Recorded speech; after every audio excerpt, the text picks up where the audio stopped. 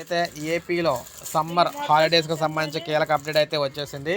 So summer అంటే వేసవి సెలవులకు సంబంధించి కీలక ప్రకటన అయితే జారీ చేశారు.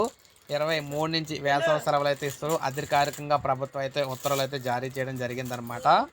మనం చూసుకున్నట్లయితే 15వ తారీఖు నుంచి హాఫ్ డే స్కూల్స్ అయితే ఇవ్వడం జరుగుతుంది.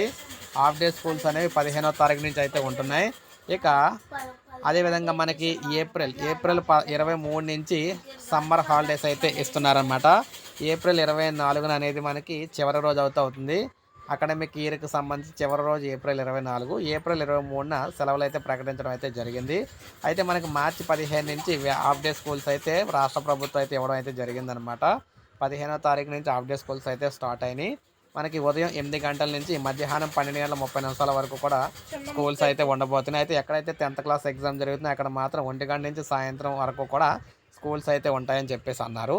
ఇక మనకి 15 నుంచి హాఫ్ డే స్కూల్స్ పోగా 23 నుంచి ఏమో దీనికి సంబంధించి అంటే 23 నుంచి మొత్తం సమ్మర్ హాలిడేస్ అయితే ఇస్తున్నారు మనకి ఏప్రిల్ 23 నుంచి.